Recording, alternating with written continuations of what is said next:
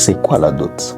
Cher ami, la dot, c'est un symbole pour remercier les parents de la fille qui l'ont éduquée, qui l'ont vu naître, qui ont suivi son éducation et sa formation, et qui l'ont fait arriver jusqu'au niveau où un jeune garçon peut venir demander sa main. La dot, c'est donc un symbole, ce n'est pas du tout un achat. Nous sommes avec les préfets Mahesh Gaudens. Je suis très bien connu dans ce milieu de Bukavu comme ancien préfet du lycée Wima et nombreux m'appellent encore préfet. Okay. Mais après cette tâche de préfet au lycée Wima, à Kitumaini, à l'ITFM et à Nyantende, eh bien j'ai exercé comme secrétaire exécutif de la Commission électorale nationale indépendante au Sud Kivu. On ne se tape pas la poitrine à aller rapidement chez les filles, dans notre tradition, sans être sûr et rassuré qu'on a déjà la dot. On ne s'amuse pas. Être intellectuel, ça ne suffit pas qu'on laisse tomber sa coutume. C'est ça. Oui.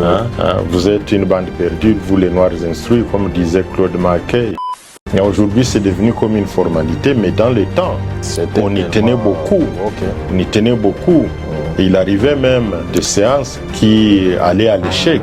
Et créer des mariages interculturels, ça ne veut pas dire qu'on crée des mariages à conflit. Moi, quand je me suis fiancé, je me suis fiancé en étant à Kisangani. Okay. Et quand j'ai envoyé une lettre à mon père pour lui dire j'ai trouvé une fiancée ici. Sa réponse.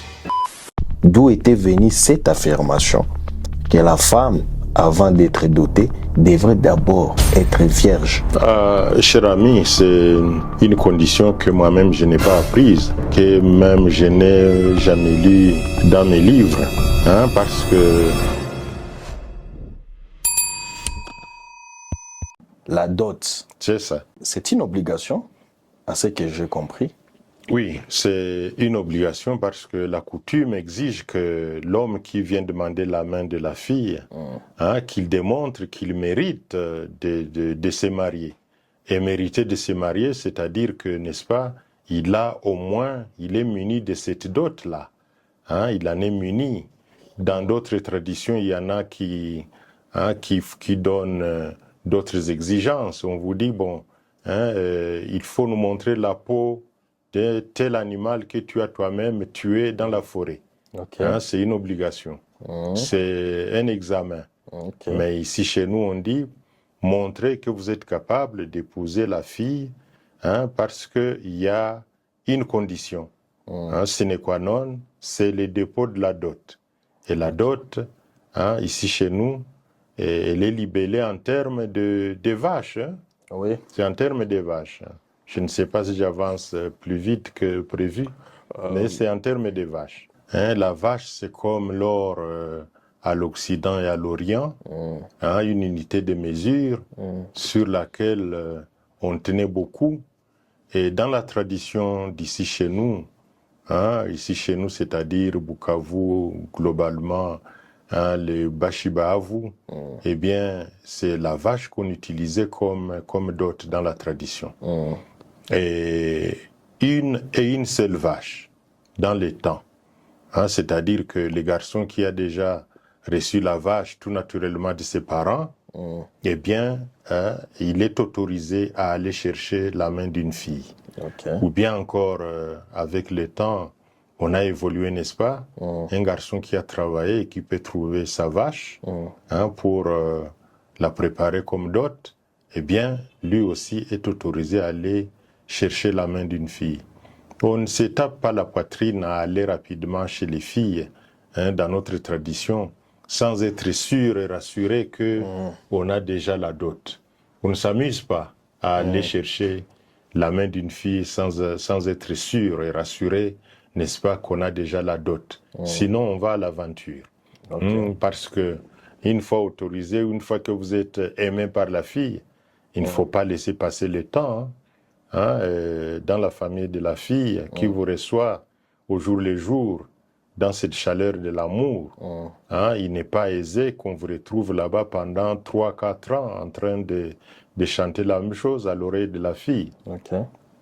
Et si vous traînez trop, eh bien, il y en a d'autres concurrents qui pourraient venir vous la ravir, ce qui n'est pas convenable pour vous, pour les jeunes messieurs. Donc, il est bien entendu qu'une fois que le garçon est sûr d'avoir la vache, la dot, eh bien, il peut se lancer sur le chemin de fiançailles. De fiançailles. Oui. Moi, personnellement, j'aimerais savoir alors, quand est-ce qu'il faut déposer la dot? Est-ce que c'est avant ou après? Parce que nous voyons des gens qui s'engagent et qui font même des enfants. Et après, maintenant, l'homme part déposer la dot chez la femme. Cher ami, il y a plusieurs voies pour atteindre le mariage proprement dit. Okay. Il y a le mariage régulier qui est préparé par la famille, où on se fait connaître même à l'état civil, et où le mariage est célébré à l'église, dans des églises. C'est ce que je peux qualifier de mariage régulier.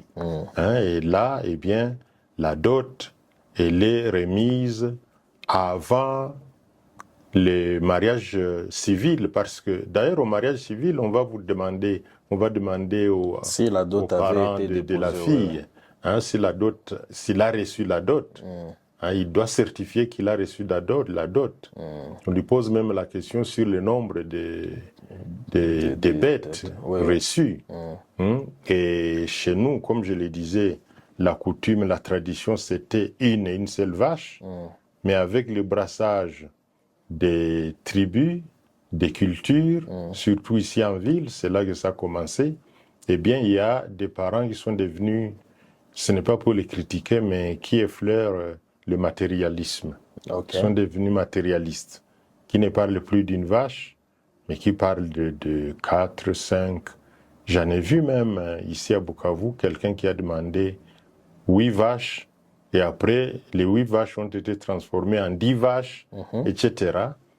Ça dépendait, parce qu'il a trouvé que son beau-fils était très friqué, et qu'officiellement, n'est-ce pas, il méritait mieux par rapport à la poche de son beau-fils.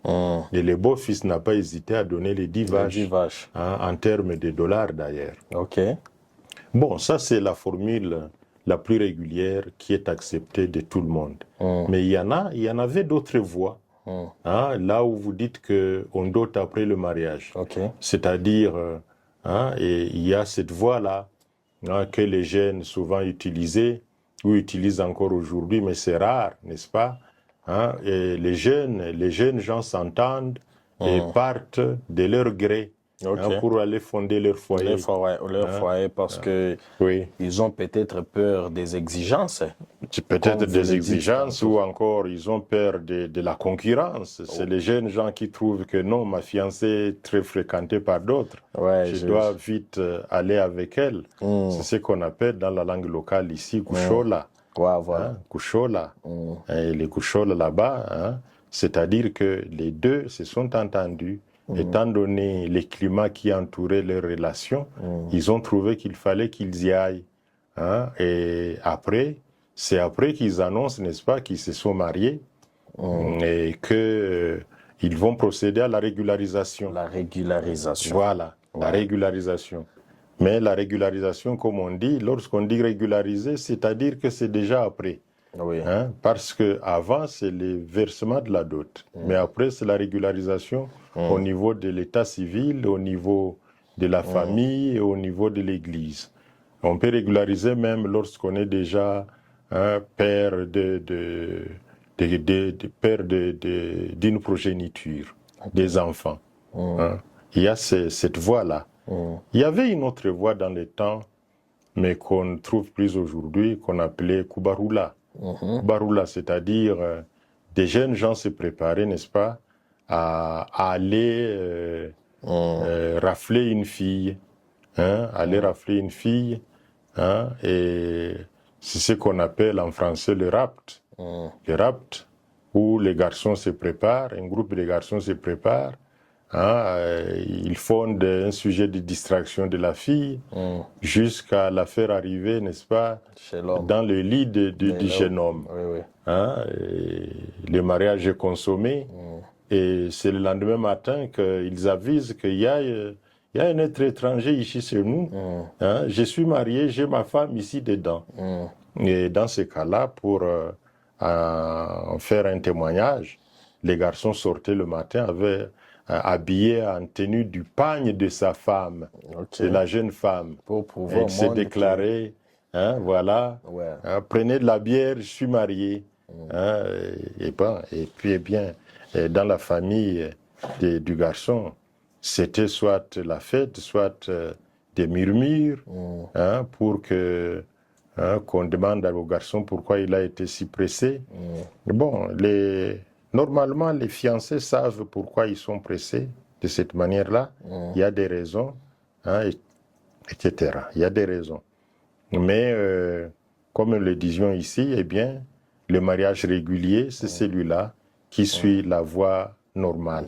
Mais lorsque c'est le Mwami qui vient demander la main de votre fille et qu'il a des milliers de vaches dans ses troupeaux, lorsque vous lui dites qu'il doit amener une vache, eh bien, il s'en va, mais il prépare tout un troupeau.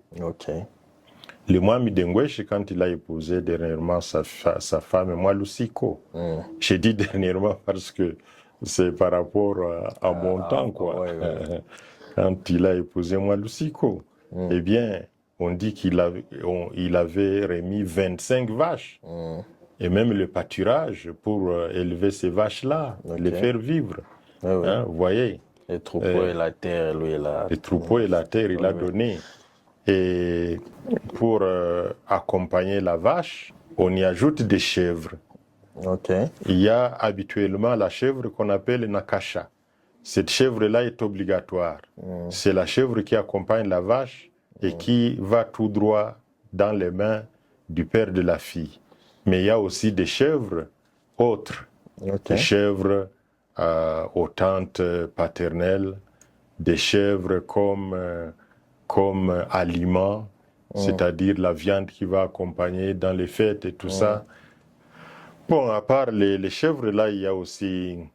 On met en valeur le berger, le berger qui a gardé la vache pendant tout ce temps-là. On lui trouve une valeur de responsable et il doit être récompensé les jours où on remet la dot. D'ailleurs, c'est lui qui amène les 2 houes, les 2 houes qui accompagnent aussi la vache, pour montrer que là, la fille doit se préparer à aller cultiver son champ. On remet les 2 houes, n'est-ce pas? Et une des houes ira chez la tante et l'autre houe ira chez la fille. La tante toujours paternelle qu'il a préparée dans des séances d'études qui préparent au mariage. Des formations, si on peut dire comme ça. Oui, il y a des séances. Et donc, les 2 houes sont remises et le berger reçoit une chèvre, un coq, en guise de récompense. Un poulet en guise de récompense. Et pour le moment, on remet même une somme d'argent préparée par la tante et qu'on remet au berger. Et le berger en sort victorieux, très content et très satisfait qu'une des vaches de son troupeau soit partie. Voilà. Est-ce que la personne adoptée doit remplir certaines conditions pour que l'on puisse verser cette dot? Alors, il n'y a pas une certaine condition aussi que cette femme-là doit remplir pour que au moins l'homme soit aussi, en versant cette dot avec toute sa fierté, qu'il sait que j'ai pris quelque chose de valeur pour lesquelles je dois quand même prouver ma valeur. Vous savez, pour la fille choisie, il n'y a pas une condition spéciale outre mesure. C'est le fait d'avoir été choisi. Et une fois choisi, c'est-à-dire que le garçon est convaincu des qualités de la fille qu'il choisit. Les qualités de la fille, n'est-ce pas, c'est que hein, la fille est capable d'être une bonne épouse d'abord, ensuite une bonne mère, hein, de ses enfants, capable de mettre au monde et d'allaiter, de former les enfants. Une bonne mère, n'est-ce pas, qui est, hein, capable dans le temps de cultiver un champ. Hein, parce que retenez que dans le temps aussi, il existait cette formule-là de polygamie, par exemple. Et le papa avait des femmes, autant de femmes qu'il en avait des champs à cultiver. Et les femmes, hein, à son service, traduisaient la richesse, hein, la richesse qu'il draine, hein, tout autour de lui. Donc plus il a des femmes, plus il a des champs, plus il a des haricots, plus il a des bananes, plus il a ces produits-là de la terre, hein, les produits des champs. Et donc, l'homme mesurait aussi la capacité de sa femme en examinant dans le temps si elle était propriétaire d'un champ déjà chez elle, et si elle avait une vache élevée chez elle, ou une chèvre, ou des poulets. Aujourd'hui, il s'est glissé aussi dans l'élevage, chez nous, l'élevage des porcs. Est-ce qu'elle possède un porc chez elle? C'est avec les ONG, les porcs comme bêtes prolifiques. Eh bien, c'est un produit choyé aujourd'hui et les filles en élèvent, hein, dans leur famille. Les jeunes hommes analysent si la fille est capable aussi de l'entretenir, de s'entretenir elle-même et d'entretenir, n'est-ce pas, les besoins de sa famille. Aujourd'hui, avec les études, hein, les filles qui ont étudié, qui sont capables de travailler, des filles qui travaillent déjà, n'est-ce pas, hein, vous en êtes témoin. Vous savez que une fois que la fille a commencé à travailler, c'est en ce moment-là, hein, qu'on voit des garçons rôder autour d'elle. Hein? Donc là, il se rassure que ma femme sera capable, n'est-ce pas, de m'aider à la nourrir et à nourrir sa famille. Hein, là, on dit en termes du machi, la femme, c'est le murima alika, hein, c'est-à-dire un être qui est dans ma famille et qui est capable de satisfaire à mes besoins dès que j'arrive à la maison. Je suis au travail, mais je suis sûr que j'ai laissé quelqu'un à la maison qui est capable de préparer quelque chose de manière qu'elle puisse subvenir à mes besoins dès que j'arrive à domicile. Murima Alika. Le papa est tranquille là où il est parce qu'il a la maman qui est à mesure de subvenir même aux besoins du mari, aux besoins de ses enfants. Voilà. Ah, d'accord. Donc, la condition, elle est là quand même. Elle est là.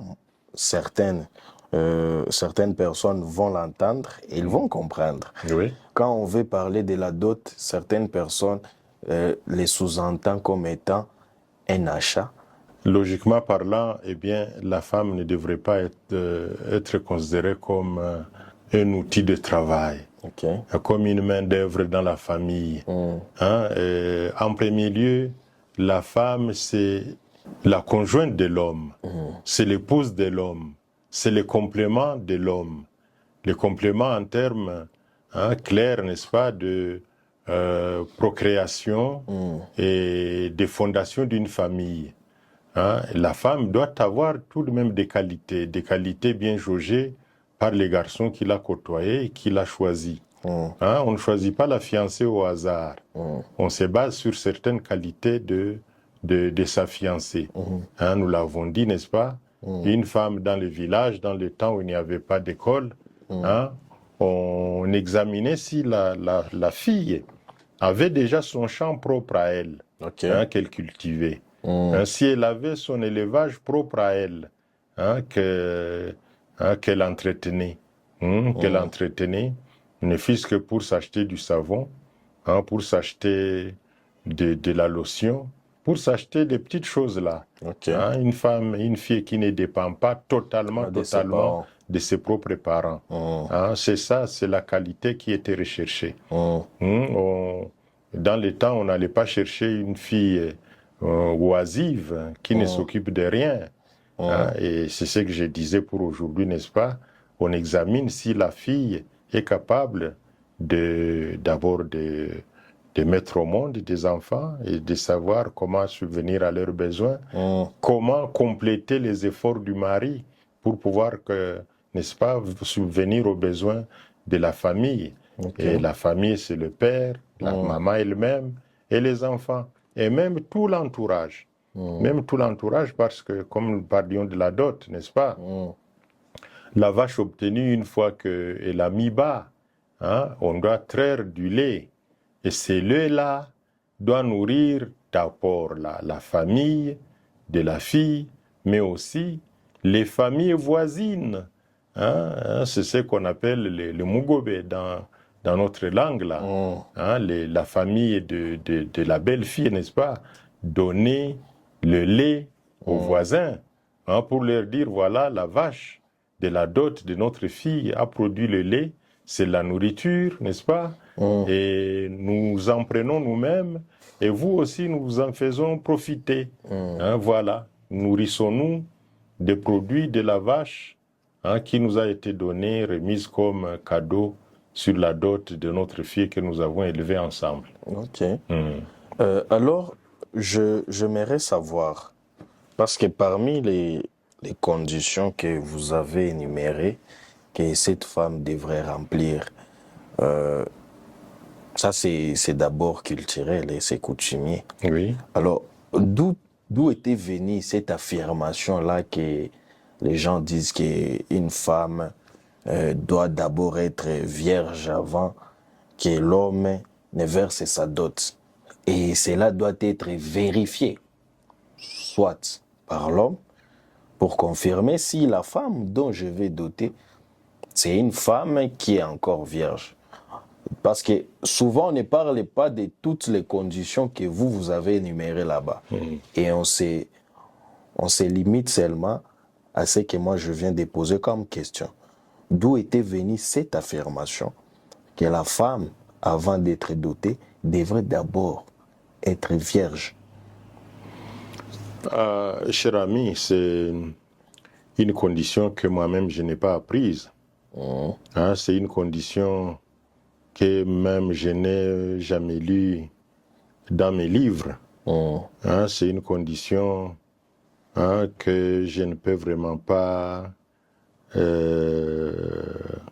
authentifier, que je ne peux pas illustrer, hein, parce que, à ma connaissance, eh bien, la virginité de la fille n'est découverte qu'une fois le mariage consommé, c'est-à-dire le mariage autorisé, hein, le mariage régulier autorisé. C'est en ce moment-là que, hein, les jeunes garçons crient, n'est-ce pas, sa réussite. Hein, ils crient sa réussite et il en parle à sa tante ou à son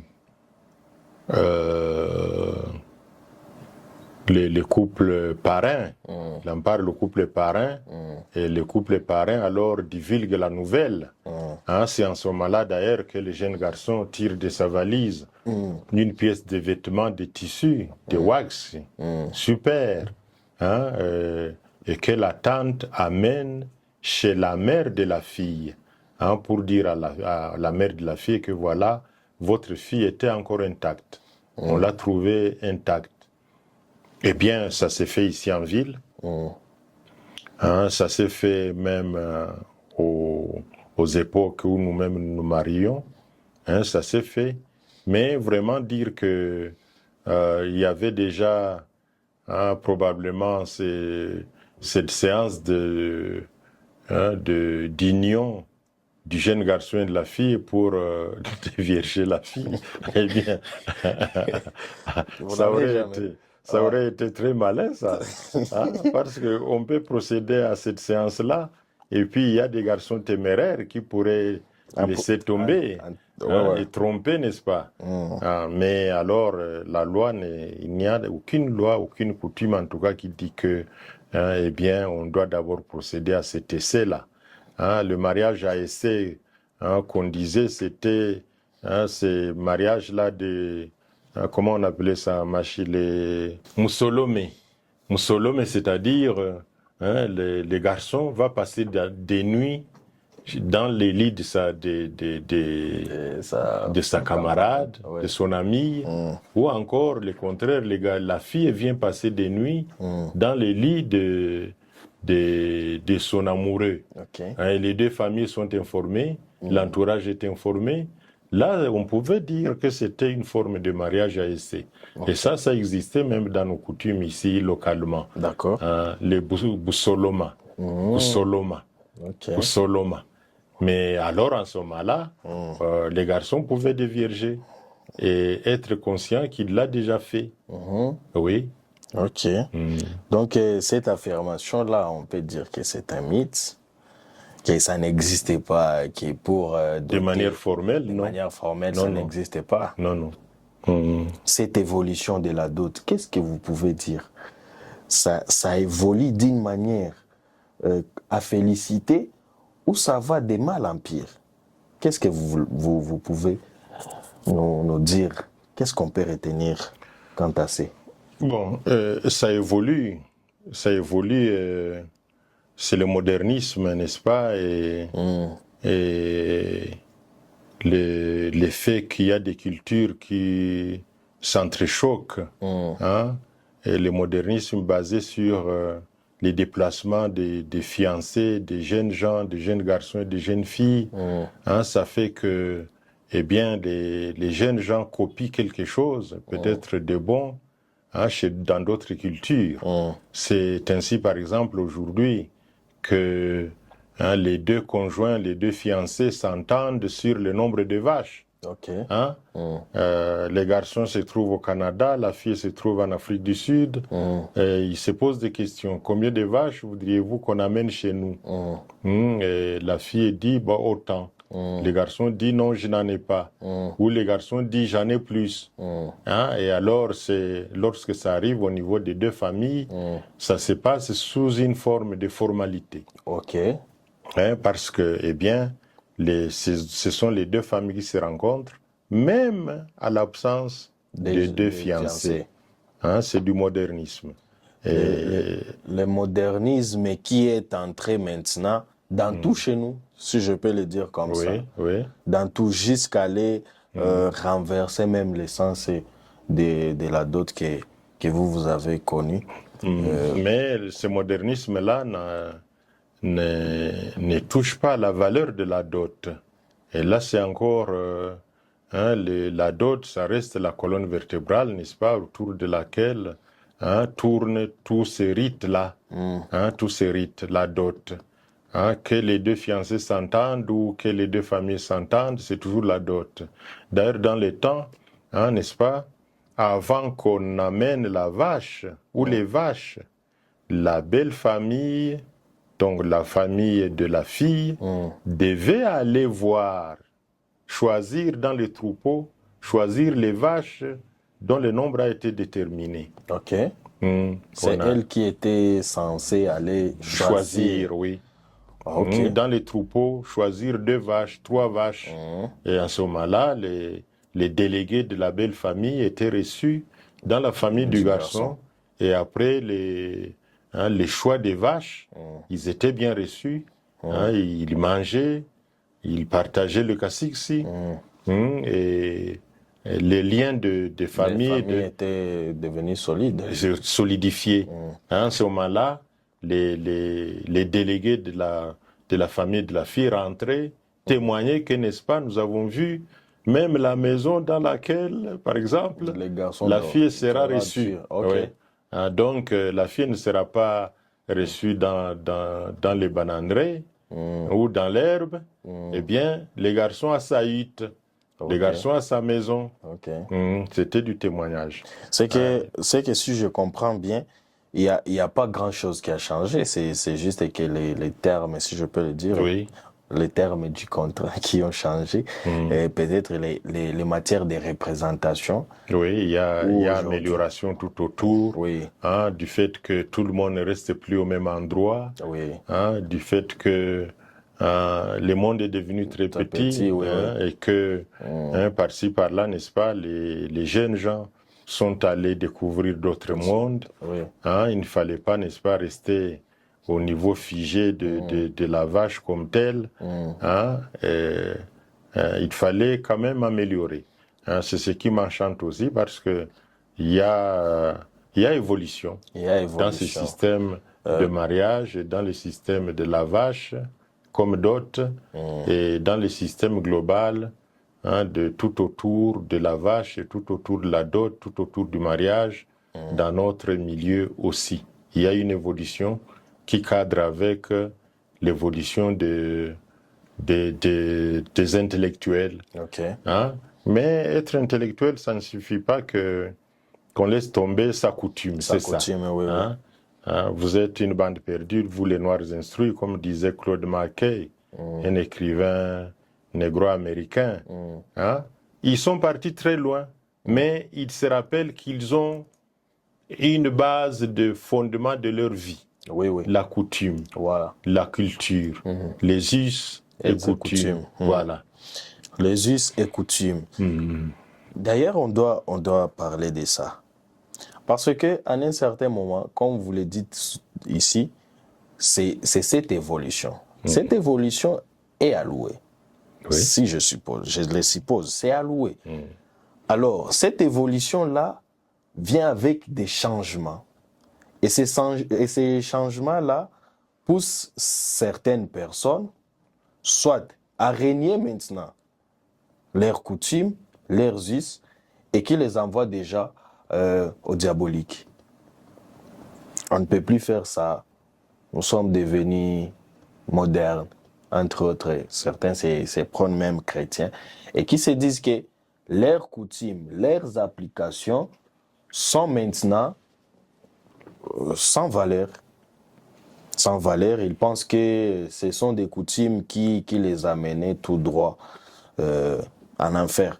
Parce que je suppose que jusqu'à présent, il y en a qui sont toujours dans la conservation de cette coutume. Oui. Et qui appliquent à la lettre tout ce que vous venez de citer là. Si. Mais ces gens-là ne sont pas déclassés dans la société. Non. Ils ont toujours leur place. Ça, je le suppose. Et qu'est-ce que vous en dites? Il faut toujours continuer à les encourager, à protéger ce qu'ils ont comme valeur à conserver.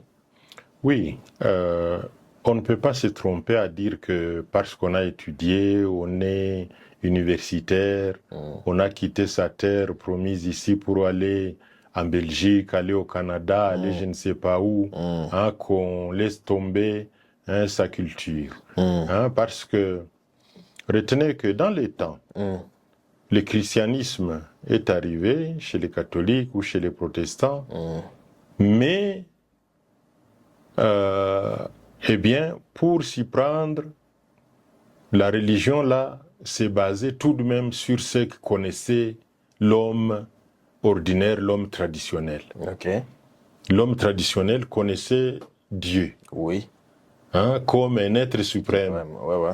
comme Nyamuzinda, Voilà. hein, l'être qui au début de la vie et qui en est à la fin. Oui. Les Nakuzimu, Oui. hein, c'est-à-dire le maître du sol et du sous-sol, etc. Ça, ils connaissaient. Et on ne peut pas dire que comme on est évolué, on est intellectuel, qu'on rejette sa culture. Ok. Hein, c'est ce que je disais par cet auteur-là. Oui. Hein, il dit que rejeter sa culture, c'est être une bande perdue. Oui.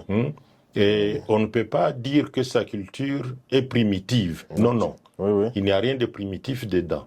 C'est plutôt sa culture, la culture, la tradition et la coutume. Un peuple sans culture, c'est un peuple mort. C'est un peuple qui n'existe pas. Et chaque peuple a sa propre culture. Oui. Hein? Chaque peuple a sa propre culture. Il ne faut pas copier jusqu'à oublier ses propres racines. Oui. Hein? Et les racines dans une culture, hein, sont transmises par une langue. Ok. Une langue. On ne peut pas admettre que, n'est-ce pas, hein, qu'on oublie sa langue maternelle, comme on dit. Hein, qu'on rejette sa langue maternelle. Parce que rejeter sa langue maternelle, c'est épouser donc la culture de la langue que vous épousez. Oui, oui. C'est chercher à être français. Or, on ne peut pas le devenir. On est né Chi, on est né Rega, on est né Bembe, on est né Fliru, on est né Havu. Hein, on ne peut pas effacer sa propre culture pour dire qu'on va copier la culture d'autrui. Au contraire, l'autrui là va se moquer de vous. Parce que vous ne vous retrouvez plus dans votre propre peau. Vous ne vous retrouvez plus comme homme créé par Dieu, hein, sur son image, tel qu'il vous a créé dans votre milieu. Nous sommes des intellectuels, mais ce n'est pas pour autant que nous n'allons plus reconnaître qu'il faut doter sa femme, hein, qu'il faut doter la femme, qu'il faut discuter qu'il faut discuter la dot. Hein, c'est aussi une étape très, très importante. Aujourd'hui, c'est devenu comme une formalité, mais dans les temps, on y tenait beaucoup. On y tenait beaucoup. Et il arrivait même, hein, n'est-ce pas, des séances qui allaient à l'échec. On dit, bon, nous ne sommes pas bien entendus, revenons sur ça demain. Mettez un peu d'eau dans votre vin, nous revenons sur la séance demain. Et tout bonnement, n'est-ce pas, la plupart des fois, la famille du jeune garçon obtempérait, hein, parce que, n'est-ce pas, l'amour est grand, on doit donner satisfaction à la famille de la jeune épouse, et, n'est-ce pas, la séance était conclue au deuxième round. C'est ça donc, on n'est pas primitif parce qu'on respecte sa coutume. Non. Maintenant, comme vous l'avez dit, la culture, c'est l'identité en fait. Oui, c'est l'identité de l'homme. C'est les racines. Oui. Tout ce qui t'a fait. Oui, c'est ça. Maintenant, nous avons chez nous la dot, on l'a déjà versée, parce que tout le monde a déjà compris. C'est quoi la dot, pourquoi la verser, quand est-ce qu'il faut la verser, chez qui il faut la verser, pour avoir quoi. Maintenant, après cette séance-là, des donations, on a donné des cadeaux et tout, intervient maintenant ces mariages dont on parle maintenant ici à Bukavu. Nous voyons des gens dans un engouement, des célébrations des mariages, et qui se disent les mariages coutumiers. Les mariages coutumiers est un facteur, ou donc était, comment je peux le dire, le mariage coutumier est ici de cette versation de la dot, ou c'est une autre partie à part? Non, le mariage coutumier est conclu, hein, n'est-ce pas, lorsque, hein, la dot est déjà déposée. On dit coutumièrement, ils sont mariés. Coutumièrement, ils sont mariés. Hein, et dans les temps, ils pouvaient s'en aller, les deux là, aller fonder leur foyer à partir de la fin du dépôt de la dot. Hein, les garçons pouvaient aller avec sa femme. Oui.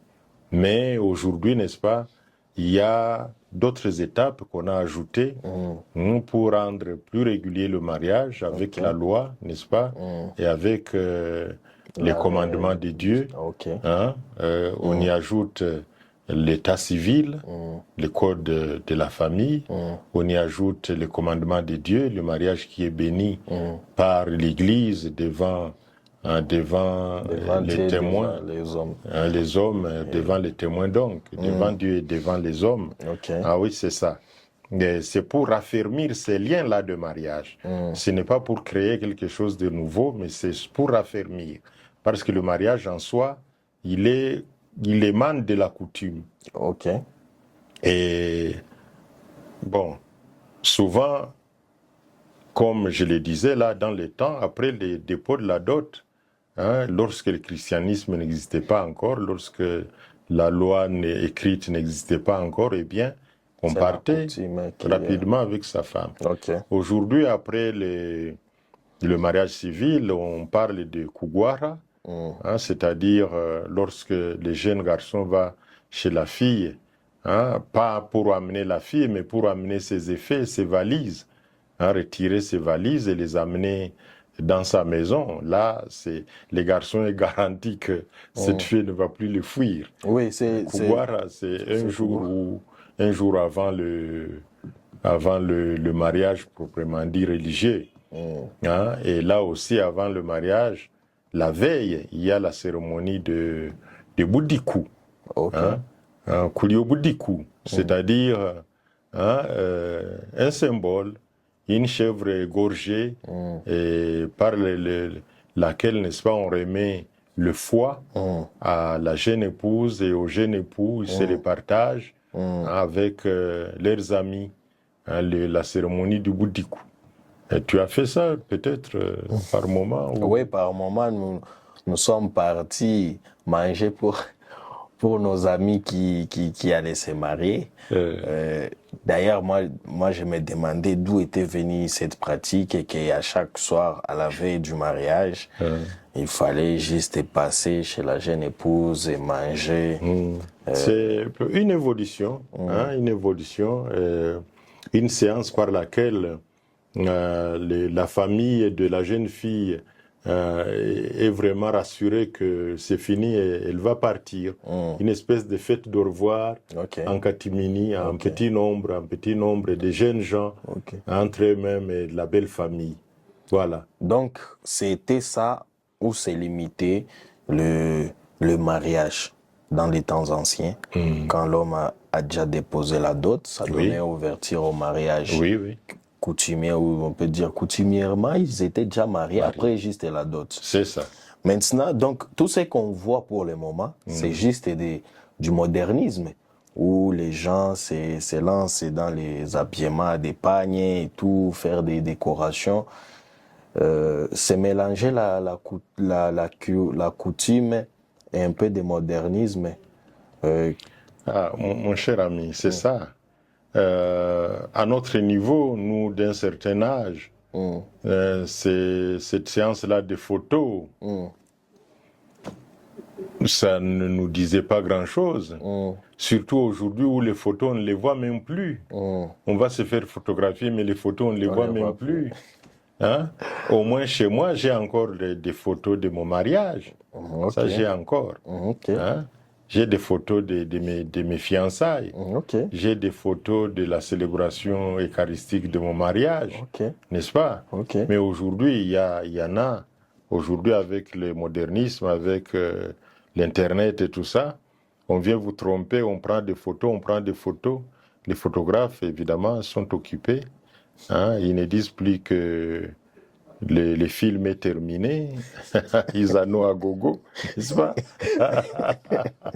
Ils se font payer. Hein, c'est encore du modernisme hein, qui n'est-ce pas, ne nous donne plus de garantie de conservation des preuves de mariage sous forme de photos. Hein, on peut peut-être les garder à l'ordinateur ou quoi, mais il est mieux toujours que hein, les photographes là aillent quand même faire développer quelques photos qui peuvent remettre, n'est-ce pas, aux jeunes couples.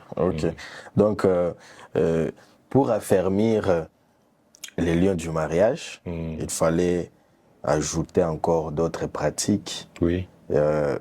Comme cette union allait être célébrée même à l'église, avec les codes de la famille, l'État aussi s'introduisait. C'est ça. Mais à un certain moment, on commence à comprendre comme si, et assez souvent d'ailleurs, que les pratiques coutumières entraient en conflit avec l'un ou l'autre côté. Entre autres, soit avec l'Église, soit avec l'État. Où on ne savait pas à quoi est-ce qu'on devrait se tenir.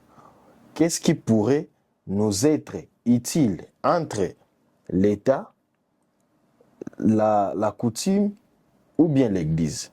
Je vais vous donner un exemple.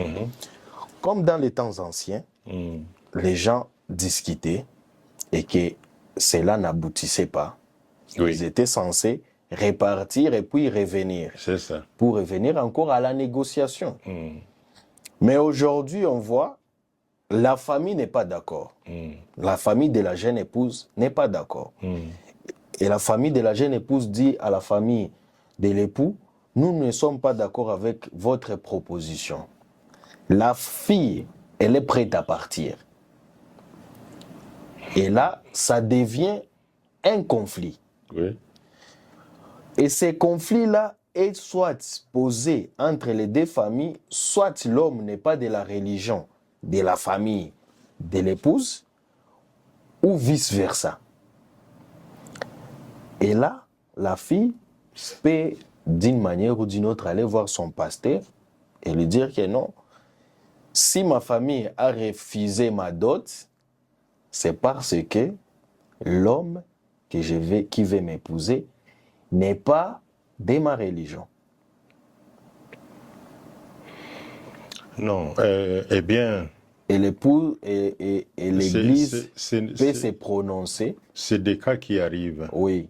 C'est des cas qui arrivent, mais ça ne devrait pas créer vraiment des bras de fer jusqu'à la séparation des deux fiancés. Parce qu'on sait comment on a choisi sa première fiancée, les premiers amours. On sait comment la première fiancée, n'est-ce pas, a aimé son premier fiancé, le premier amour. Mais on doit tout faire. Nous, les parents, devons tout faire pour pouvoir adapter cela. La religion ne devrait pas s'imposer jusqu'à casser les liens d'amour et d'amitié qui a été tissé pendant des années entre deux jeunes gens. Et il y a toujours moyen d'adapter. Adapter et mettre, comme je le disais à un moment donné, un peu de vin un peu d'eau dans son vin, un savoir adapter, de manière que la religion ne puisse pas faire que tout soit cassé. Parce que les fiancés aussi doivent être conséquents avec lui-même.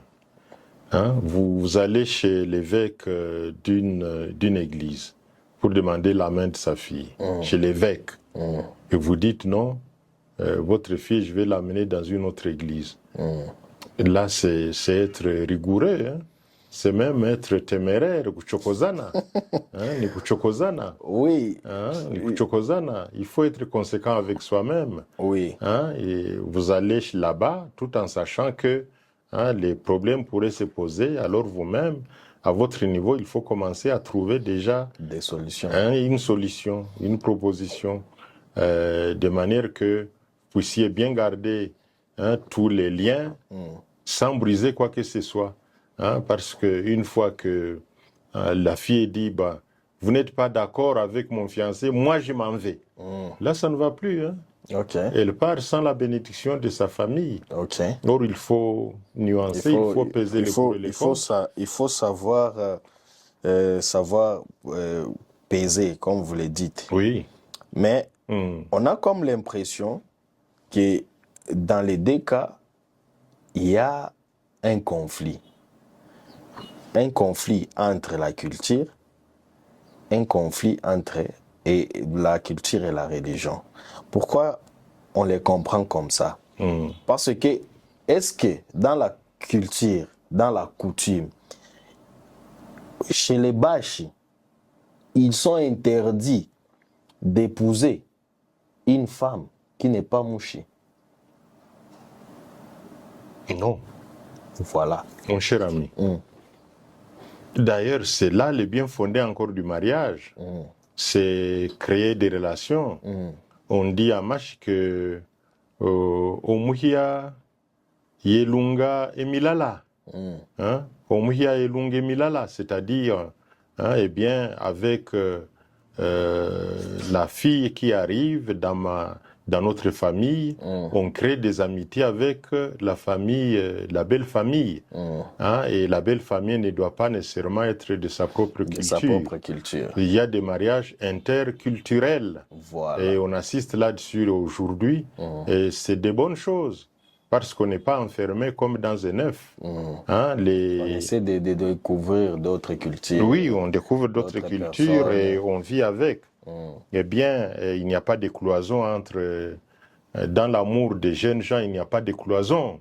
Hein, l'amour n'est pas cloisonné, n'est pas enfermé comme dans des boîtes. Hein, il n'y a pas de frontières hein, dans l'amour. Hein, c'est comme... C'est d'ailleurs ça. Il n'y a Oui. pas de frontières dans l'amour. Oui. Cela donne déjà raison à un homme qui peut tomber amoureux de la fille d'un évêque. Et puis, comme c'est l'amour. Non, alors... non. N'y allons pas avec cette formule-là. Oui. J'ai bien insisté que l'homme doit être conséquent avec lui-même. Oui, oui. Hein? Il va chez le pape, chercher la main de la fille du pape. Et puis il dit à la fille, non, je t'amène chez les musulmans. Oui, non. Soyons conséquents avec nous-mêmes quand même. Il ne faut pas créer des conflits et en être à l'origine soi-même. Hein? Et on doit savoir qu'on y va et qu'on doit donner satisfaction aux uns et aux autres. Donc, il ne faut pas briser, il ne faut pas de cassures, il ne faut pas de mésententes, comme tu les as appelés, des conflits. Hein? Créer soi-même un conflit pendant qu'on est en train de vivre les conséquences après. N'est-ce pas? On s'imagine les conséquences. Oui, parce que... Mais il ne faut pas engendrer ces conflits-là tout en connaissant les conséquences qui vont en découler. Il ne faut pas. Il ne faut pas me faire dire que j'accepte, n'est-ce pas, qu'il y ait cassure dans les liens de famille parce que les jeunes gens se sont imposés. Les jeunes gens doivent aussi adapter leur choix selon la coutume, selon la religion, l'entendement des parents. Okay. Hein, et créer des mariages interculturels, ça ne veut pas dire qu'on crée des mariages à conflit. Interculturel, c'est-à-dire ce que j'entends moi, un Murega qui vient épouser une Mushikazi, un Mushi qui va épouser une Muregakazi, etc., etc. Et là, eh bien, une fois que vous avez épousé une fille de cette famille-là, vous en devenez vous-même membre. Okay. Oui. Je suis allé une fois dans mes travaux de sensibilisation électorale quelque part, et c'est dans un des territoires de l'Ourega, où je suis arrivé, et après la séance de sensibilisation, on nous a posé des questions. Mais il y a des questions auxquelles nous avons répondu, et nous demandions, mais est-ce que vous êtes satisfait? Les gens se réservaient à dire oui. Mais après, quelqu'un est venu à mes côtés me dire, vous savez, papa, nous ne pouvions pas répondre par oui parce que parmi nous, il y avait nos gendres souvent indésirés. Des gendres souvent indésirés. Okay. Donc, vous voyez que nous avons déjà des liens que nous ne pouvons plus casser. Et donc, nous ne pouvions plus parler des défauts de cette culture-là. Oui, oui. Vous voyez? C'est ça. Donc, les jeunes gens ne devraient pas être à l'origine des cassures interculturelles.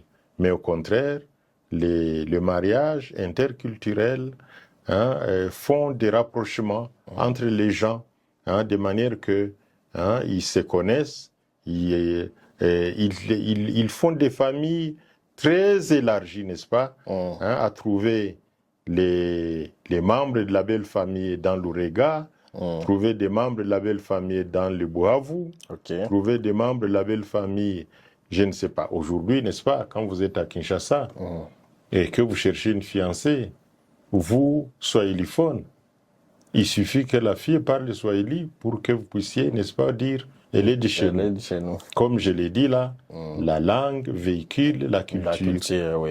Elle est de chez nous. Et facilement, on y va. moi, quand je me suis fiancé, je me suis fiancé en étant à Kisangani. Ok. Et quand j'ai envoyé une lettre à mon père pour lui dire j'ai trouvé une fiancée ici. Ah, sa réponse, il m'a dit non, non, non, non, non, ce n'est pas possible. Vous allez trouver une fiancée là-bas. Ce n'est pas possible, ça je n'admets pas. Il y a beaucoup de temps, hein, c'est en 1975, 76. Et quand je lui ai répondu que c'était une fille du village voisin, ah là c'était la fête, bien avant le mariage. Hein? Vous voyez? Il a compris. Il a compris. Donc, tout en étant évolué, il ne faut pas qu'on soit à l'origine des cassures, mais il faut être vraiment plutôt créateur des liens d'amitié, de collaboration entre les cultures, entre les familles. Vous êtes au Canada, vous voulez épouser une fille, quand vous en trouvez une de d'Ouvira, alors que vous êtes d'ici, eh bien, vous dites, elle est de chez nous. Parce que ce ne sera plus facile pour vous de trouver une autre ici. On dit que la chèvre broute, là où elle est attachée. Elle est attachée. Elle est là où elle est attachée. Vous ne connaissez plus d'autres filles ici. Et vous n'allez pas faire comme dans les temps, à dire que proposez-moi une fiancée. Non. Là, alors, vous allez aimer à moitié. Et ce sont des mariages qui ne durent pas. Voilà.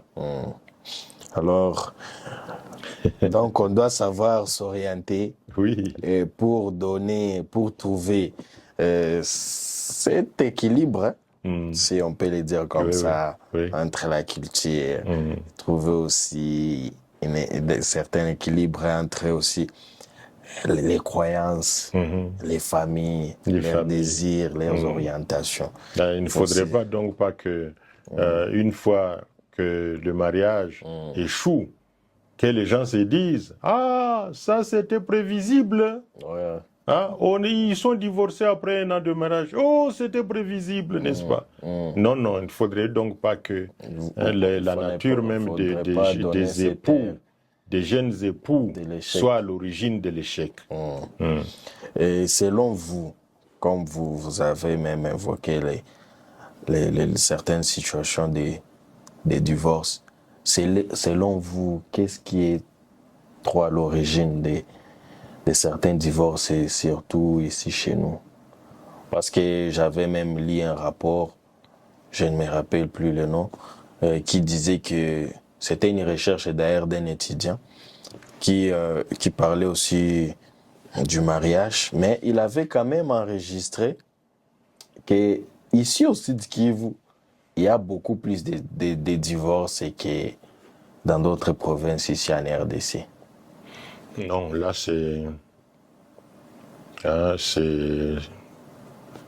un avis subjectif et peut-être qui a été rédigé par cet étudiant-là.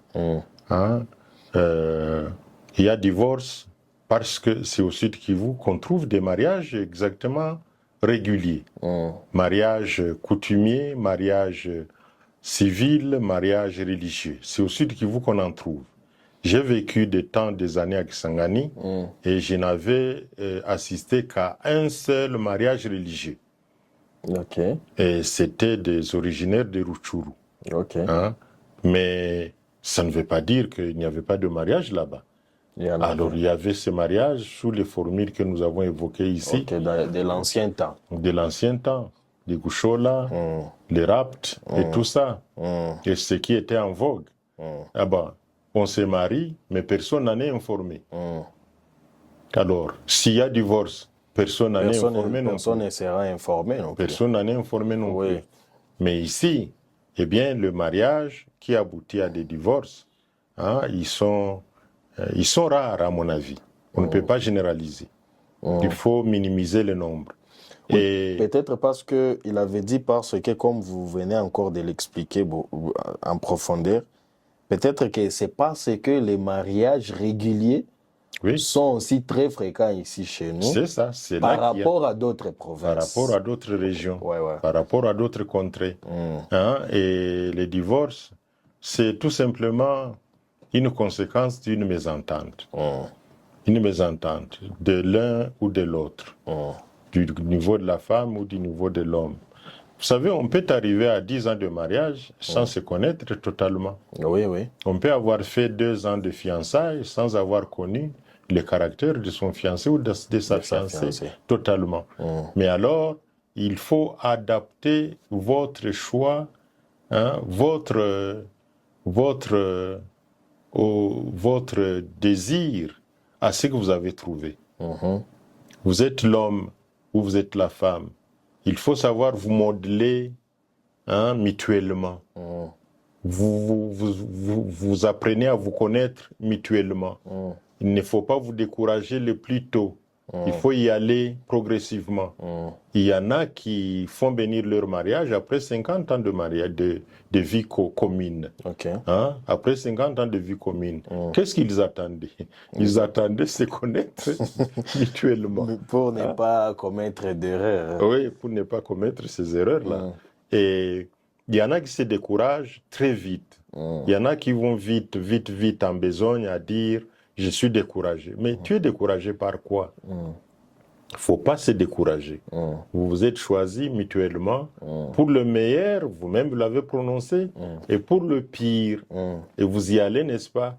Hein, pour le meilleur et pour le pire. Hein? C'est le pire avec I. Oui, avec I, n'est-ce pas? Parce que quand c'est pire, c'est que c'est pire. Oui, c'est que c'est pire. Il faut beaucoup de tolérance, beaucoup de compréhension, beaucoup de recherche d'amitié, de camaraderie. Il ne faut pas crier au toit, hein, ces problèmes au foyer. Non, non. Il faut les intérioriser. Et la meilleure place pour vous modeler mutuellement, c'est votre chambre. C'est votre chambre. Il faut chercher des solutions au niveau de votre chambre. Il ne faut pas aller crier au toit la misère que vous êtes en train de connaître dans votre foyer. Voilà. Et donc, s'il y a des divorces, c'est-à-dire qu'il y a eu au moins mariage régulier. Mais là où il n'y a pas de mariage régulier, qui va certifier qu'il y a divorce? On va dire tout simplement Alisha Rudia Kwabo.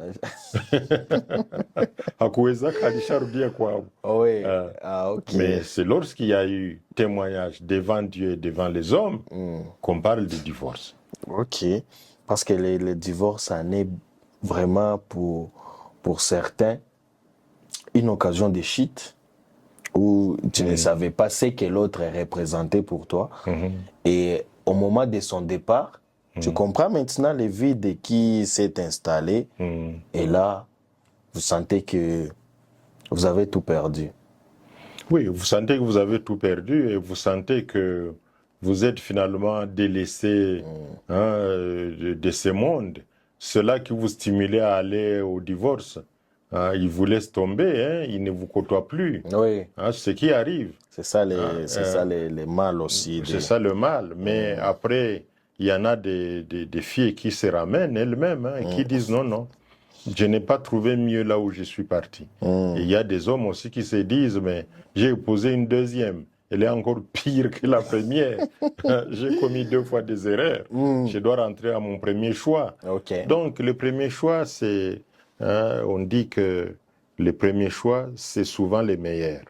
Parce qu'on ne sait pas, vous vivez peut-être un calvaire dans votre foyer, vous pensez que votre collègue vit mieux que vous, alors que si vous avez les feux dans la main, mais lui a tout un brasier sur la tête. Et donc, il ne faut pas vraiment casser le plus vite, mais il faut tempérer, il faut patienter, il faut collaborer, il faut s'entreguider, et il faut que les deux se ramènent mutuellement sur la bonne voie. Et les lieux pour le faire, ce n'est pas les salons où on va discuter devant les enfants. Ce n'est pas la rue. Ce n'est pas crier au toit, comme je le disais là, à qui arrive, mon mari a fait ceci, ma femme a fait ceci. Non, non. C'est dans votre chambre que vous allez pour voir exactement ce qui est arrivé, comment il faut y mettre fin pour votre propre bonheur et le bonheur des enfants. Parce que lorsqu'on dit que maman est partie avec les enfants, comment ils vont vivre sans papa? Oh, papa est resté avec les enfants, comment ils vont vivre sans maman? Et il faut être apathique, n'est-ce pas? Et voir que votre procréation a donné des fruits Et que ces fruits-là, vous ne pouvez les faire mûrir qu'à deux, vous deux. Et c'est votre devoir. Et c'est ce que prévoit la tradition, c'est ce que prévoit la coutume, c'est ce que prévoit même l'État, c'est ce que prévoit l'Église. Ok. Un seul conseil à retenir, on n'écrit pas au toit ce qui vous dérange dans votre foyer, n'est-ce pas? Oui. Parce que les anciens l'ont dit ici, Oui. on n'écrit pas au toit ce qui est comme problème dans votre foyer. Allez gérer les problèmes dans la chambre. Oui. Ce n'est pas au salon, ce n'est pas dans la rue, c'est dans la chambre. Voilà. Déjà aux jeunes célibataires, apprenez. Ceux qui sont déjà mariés, appliquez. Raffermissez. Ouais. Les conseils que vous avez à prodiguer, peut-être pour que les gens comprennent mieux comment être en harmonie avec les trois structures. La coutume ou la tradition, l'Église et l'État. Comment rassembler ces trois choses, rester avec ça en symbiose, une paix qui doit rester dans les familles, chez les gens qui partent déposer leur dot, et les familles qui veulent, c'est lié. Qu'est-ce que vous pouvez leur donner comme conseil? Et on va chuter par là. Oui, cher ami, comme conseil, c'est que les jeunes gens, au niveau où ils en sont fiancés, hommes, garçons et jeunes filles, ils doivent se préparer bien en conséquence. Ils ne doivent pas croire que le mariage, c'est toujours des bonnes choses qu'on rencontre, que c'est toujours des fleurs. Ils ne doivent pas non plus se mettre en tête qu'être marié, c'est être crucifié. Non. C'est se préparer de manière que la coutume puisse accepter votre mariage, que vous puissiez adapter votre lien à ce que recherche la coutume. C'est être préparé aussi à donner satisfaction aux exigences de la loi, le mariage civil, le mariage tel qu'entendu par l'État, donner satisfaction à ces exigences-là et s'y accrocher. Donner satisfaction également à l'Église. Il n'y a aucune Église qui prêche que vous pouvez aller au divorce. Aucune. Qu'elle soit d'ici ou de là, aucune Église ne prêche qu'il faut aller au divorce. Mais il y a des endroits où on vit des divorces. C'est notamment, selon ce qu'on lit dans les livres, selon ce qu'on voit à la télévision, le monde occidental. Mais nous ne devons pas imiter ce qui est mauvais, mais nous devons ancrer notre vie dans ce qui est bon du côté de la coutume, du côté de la loi et du côté de l'Église. Parce qu'en fait, le tout prêche l'harmonie entre les fiancés, l'harmonie entre les époux, l'harmonie entre le chef de la famille et la mère de la famille. Cette harmonie-là. Et c'est dire qu'on est heureux lorsqu'on trouve que soi-même, on est heureux, que la progéniture est heureuse et que l'entourage est heureux de vous voir bien assis, bien ancré dans la coutume, bien ancré dans le mariage religieux et bien ancré dans les mariages acceptés par l'État. Et il faut une certaine régularité et adopter les trois principes, les trois domaines. L'État, la coutume, l'État et la religion. D'ailleurs, dans les homélies des prêtres et des pasteurs, souvent ils disent, l'État vous a dit ceci. Donc, raffermissez votre caractère en fonction de ce que l'État vous a dit aussi. Je répète comme tenant de l'Église, que vous devez, n'est-ce pas, vivre en harmonie telle que l'État vous l'a prêché aussi. Et ce sont, et à l'état civil, souvent, l'officier de l'état civil dit aussi, le prêtre ou les pasteurs vous insistera encore sur ceci. Mais à mon niveau, j'ai fini. Vous vous êtes déjà marié à partir d'aujourd'hui. Vous voyez? Donc, les trois domaines s'entremarient et il faudrait en tenir compte pour que, n'est-ce pas, cette symbiose-là entre les exigences de la coutume et de l'État et de l'Église puisse caractériser votre foyer. Et c'est ça, vous en resterez les plus heureux, les plus glorieux, parce que, n'est-ce pas, tout votre entourage sera également heureux de trouver que vous évoluez convenablement. De manière que par la suite, on puisse dire, ils ont fêté leurs 55 ans de mariage. Hier à l'église, avant-hier à l'église, il y a un couple qui a fêté 25 ans de mariage. Et toute l'église était heureuse à les applaudir. Ah oui, parce que, n'est-ce pas, ils pouvaient bien s'abandonner à 1 an, 2 ans, 3 ans. Mais et ce couple-là de 25 ans de mariage était entouré des enfants. Même un enfant déjà marié aussi. Donc ça veut dire que, n'est-ce pas, il y a eu contagion de l'amour entre les deux parents, de manière que les enfants aussi puissent adopter ce même climat d'entente pour chercher des fiancés et être au pas de leurs parents, dans les bien fondés du foyer, de la famille. Oui. Voilà.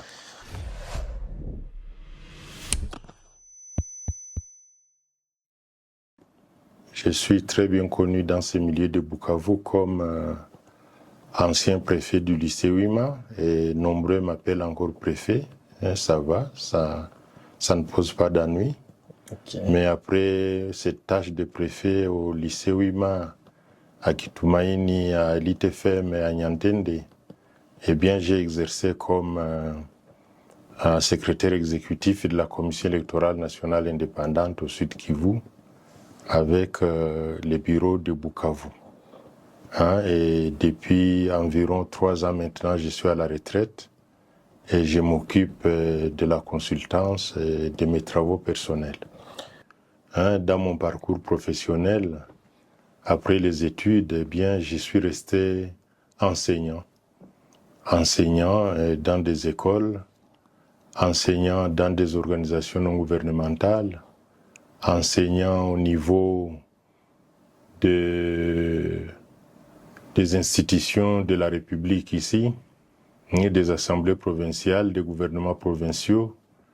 Cette tâche que j'ai menée comme conseiller en gouvernance au niveau de DAI, USAID, ça j'ai oublié de signaler. Mais ça cadrait toujours avec ma formation d'enseignant, parce que j'étais toujours, n'est-ce pas, disposé à former les organisations non gouvernementales, à former les membres des gouvernements, à former les membres des assemblées provinciales. J'ai fait pas mal de tours dans l'ancien temps, l'ancienne configuration des provinces de la République. Je me suis retrouvé nombreuses fois à Kindu, à Bandundu, à Lubumbashi, évidemment ici à Bukavu, pour former les membres du gouvernement et membres des assemblées provinciales pour ce qui est de la bonne gouvernance, la redevabilité et n'est-ce pas, l'élaboration des budgets, l'élaboration, la gestion, les finances dans les institutions. Et tout cela, n'est-ce pas, je me rappelle bien que j'ai servi de ce côté-là. J'ai servi également au niveau des écoles où j'étais préfet, préfet de certaines écoles pour garçons, certaines écoles mixtes et une grande école de filles. Pendant 19 ans, j'ai dirigé le lycée Wima, une école totalement pour filles, et où nous avions commencé avec 750 élèves, Mais à mon départ, nous étions à 1350, 1400 élèves filles, avec 200 élèves à l'internat, formés, c'est-à-dire éduqués sur les côtés intellectuels, mais éduqués aussi pour la vie. Quand je rencontre mes anciens élèves qui sont devenus des avocats, des professeurs d'université, des médecins, des chefs de famille, des mères de famille, eh bien, je suis toujours flatté à entendre dire que voilà, j'ai maintenant 5 enfants, j'ai une épouse ou j'ai une femme, etc.